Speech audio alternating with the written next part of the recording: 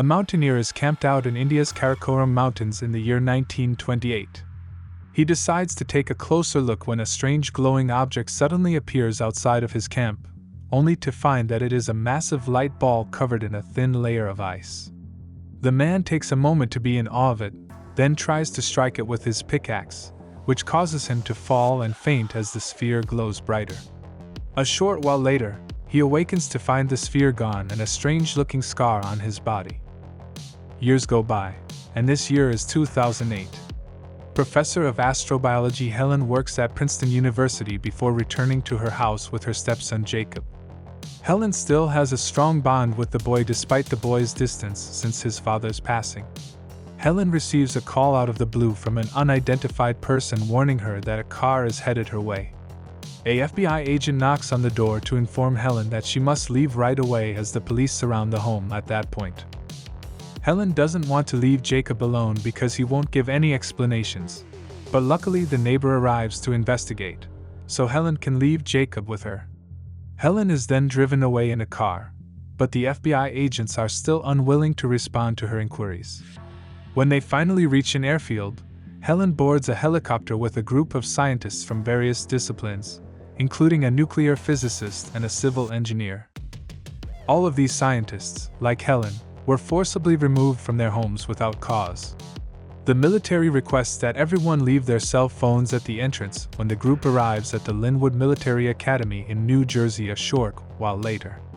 Before being taken away by her old friend Michael, who put Helen on the vital list due to her work with a well-known doctor named Carl, Helen takes quick action and tucks her phone under her clothes.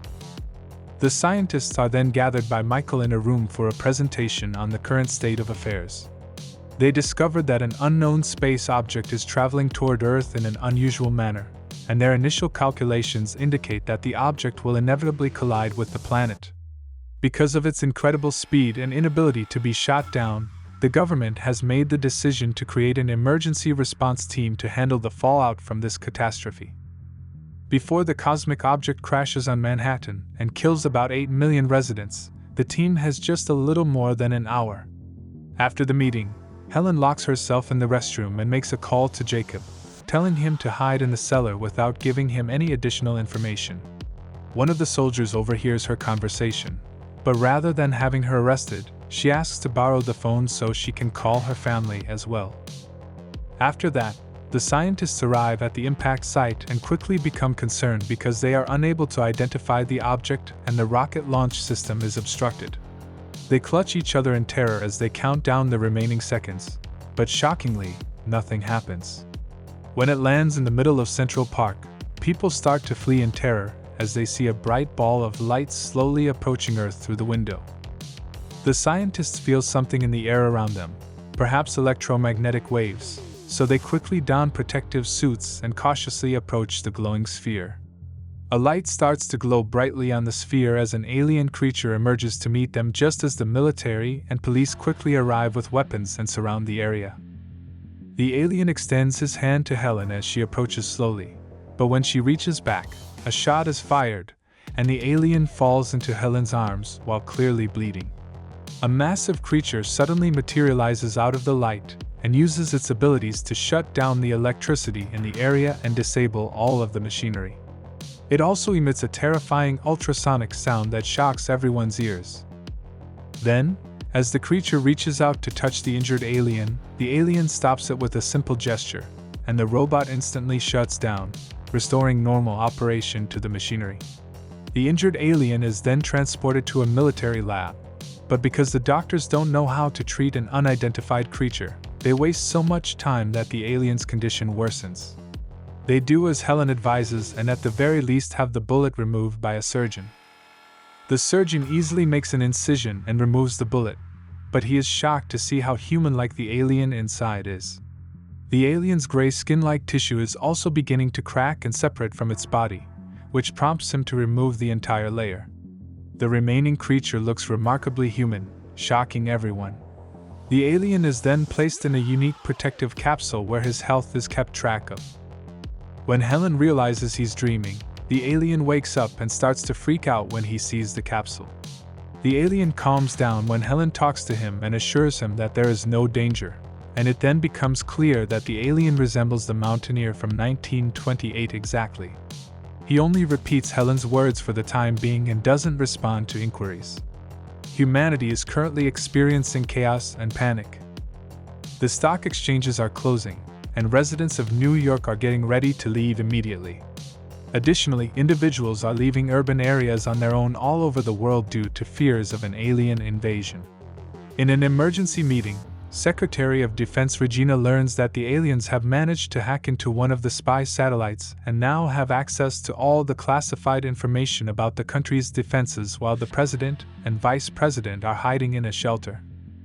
Even worse, more of these glowing spheres are coming down all over the place. Regina arrives at the lab and hears the scientists report. DNA from 3 different life forms can be found in the flesh samples taken from the alien. The creature has human body tissues inside of an organic shell of gray flesh that resembles a placenta's protective covering. The mountaineer scar and the alien's ability to assume a human form are both explained by the fact that it appears the aliens had previously visited Earth and obtained a sample of human DNA. The group then goes to the alien, who is fluent in English and requests water. He says that it will take time for him to adjust to this body and trembles as he raises the glass to his mouth. When Regina tries to question the alien, she is ignored. The alien then introduces himself as Klaatu and states that he is a representative of a group of civilizations when Helen asks him to tell her more about himself. He requests a special UN meeting so he can speak with all of the world's leaders, but Regina declines. Klaatu refuses to provide any additional information, so Regina gives the order to inject him with truth serum and transport him to a secure location for questioning. The scientists don't want to turn over Klaatu to the Secret Service because they think he is the most significant discovery in human history, but Regina thinks the alien poses a serious threat to humanity and should be handled by the Secretary of Defense. Helen interrupts Michael and Regina's argument, assuring them that she will personally inject the alien and carry out all necessary tests. Helen is then given a vial of truth serum, but she secretly goes to the pharmacy and steals a vial of regular saline as well. When Klaatu says he wants to leave while Regina is transferring him to a more secure location, she tells him she won't let him because he has illegally invaded this planet and his enormous robot has attacked the military. Klaatu notes that the biorobot is only activated when there is violence present, but Regina disregards this information and instructs Helen to give the injection. Helen whispers to him that he must run and instead of the serum gives him the saline. Helen is then taken away right away, and Klaatu is restrained while being taken to a room with a lie detector, where an agent questions him while keeping an eye on his readings on a monitor. Before using his power to reprogram the lie detector and electrocute the agent, Klaatu only provides a few hazy answers. Then, Klaatu seizes mental control of the man and commands him to hand over the suit, while asking him how to leave the military base. After that, Klaatu uses his abilities to seize control of the security cameras and discover where every guard is so he can use ultrasound to stun them all. When the alarm goes off, Klaatu quietly exits the building as everyone else screams and runs around. Regina instructs the use of all available means to apprehend the fugitive after Helen steals a sample of the alien's flesh in the midst of the commotion. At the train station, where Klaatu eventually arrives, there is also total chaos as a result of all the cancelled departures. Due to the fact that he has a portion of a human body, Klaatu experiences hunger. As a curious child looks on, he uses his abilities to obtain a free sandwich from a vending machine. Klaatu takes advantage of the opportunity to observe how society functions, observing how angry everyone is about having to wait. He suddenly feels sick and runs to the bathroom, where he finds himself bleeding and collapses. Helen receives a call a short while later at her home informing her that a patient is waiting for her at the station. Helen drives to the station and gets the alien right away after realizing it must be him. She then drives Klaatu to her car where he encounters a rather obnoxious Jacob. Klaatu requests a sample of the gray tissue that was removed from him, which he uses to dab on his wound in order to heal it right away. The American military tries to attack the biorobot in the meantime, but it recognizes the threat and turns on right away. Because of its abilities, it can quickly take control of any military equipment and destroy it. The military leaders are at a loss as to what to do after every attempt to attack the alien is unsuccessful.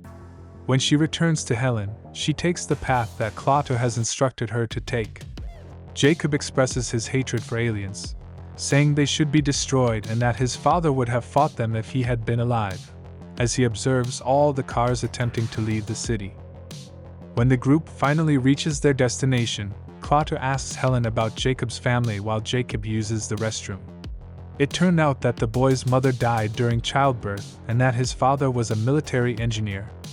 Jacob is now in Helen's care because she married Jacob's father, who passed away as well. The group then goes into a fast food restaurant where Klaatu meets Mr. Wu, another alien who has assumed a human form and has been on Earth for 70 years studying humanity. Mr. Wu explains that he has discovered that people are destructive, implacable, and unable to change. Klaatu concurs and tells Mr. Wu to leave so that he can carry out the operation. However, Mr. Wu plans to remain on Earth because he wants to spend his final moments with his family after seeing both the good and the bad during his research. He also has a family of his own. The military surrounds the dormant giant biorobot with extremely durable protective panels in the interim, hoping to neutralize its abilities. Hundreds of calls from people who have seen Klaatu are flooding their emergency hotline, officially designating the alien as a wanted felon. Returning to the group, they are currently traveling to New Jersey. Helen instructs Jacob to wait, while she follows Klaatu after he requests to stop the car once they are in the woods. A swarm of strange insects flies past her as she enters the woods, and she follows them to a lake where Klaatu is gazing into the water. As soon as another glowing orb appears in the lake, Klaatu starts the emergence protocol, which activates all of the alien spheres that have already touched down on Earth.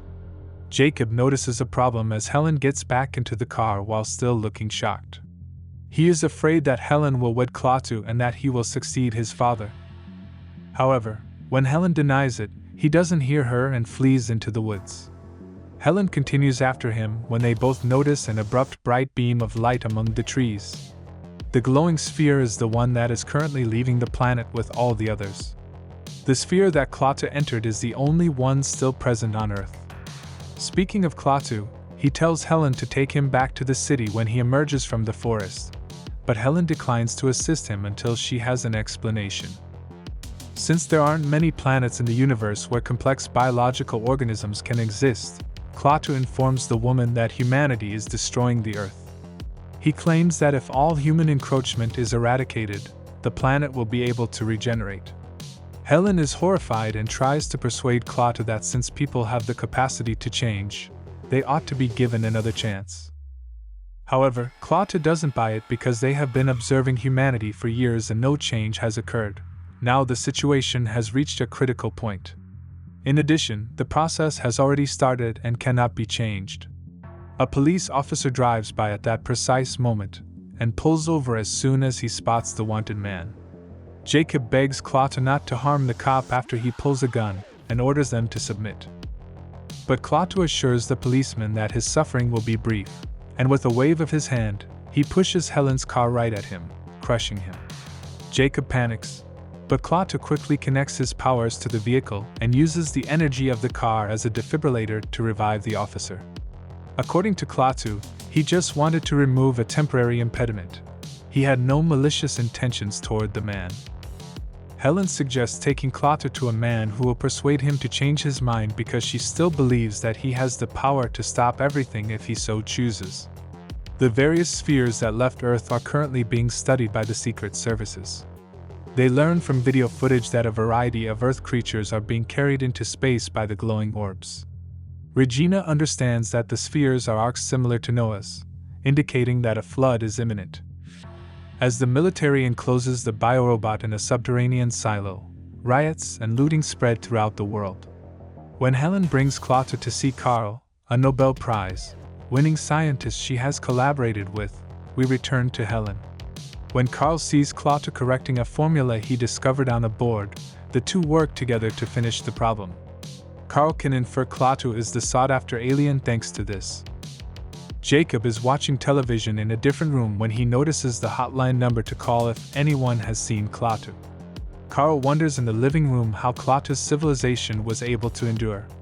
Klaatu responds that their sun started to die out, and that they had to evolve to survive.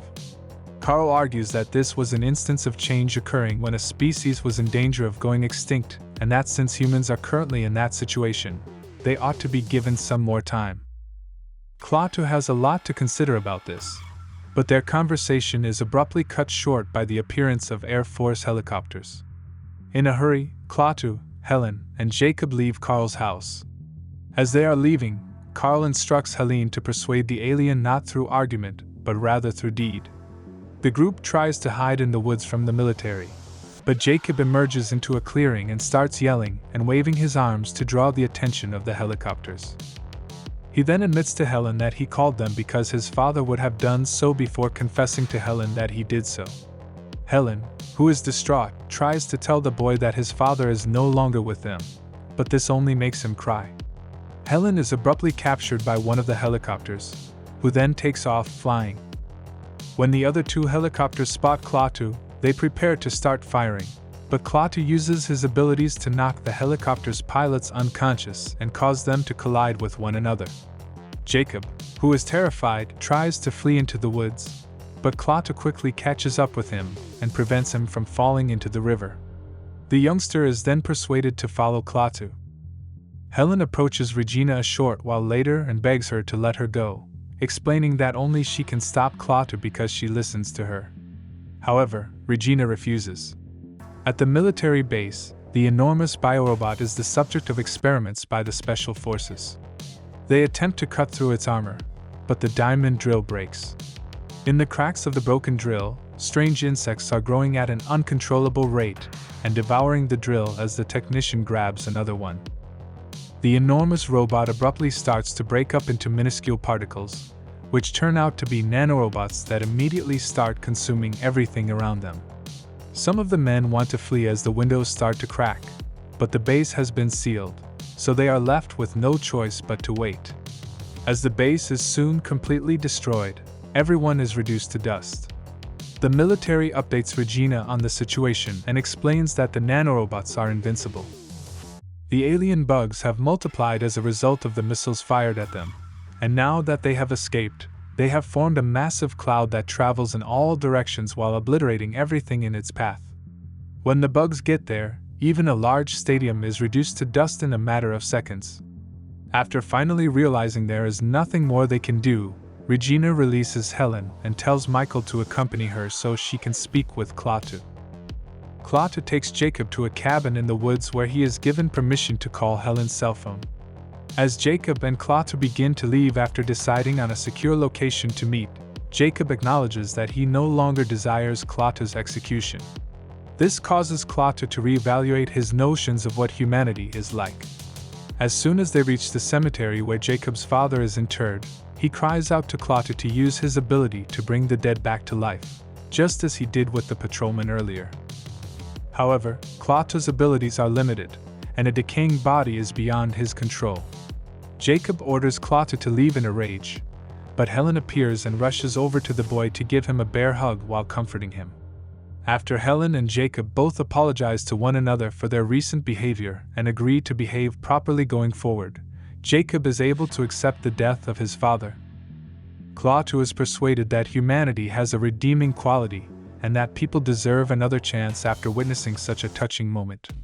In order to do this, they must alter both who they are and how they live. When Helen makes a commitment to doing this, Klaatu watches the nanorobots and declares he will make an effort to stop them. Nanorobots are rapidly engulfing New York City and destroying everything in their path, including people, structures, and automobiles.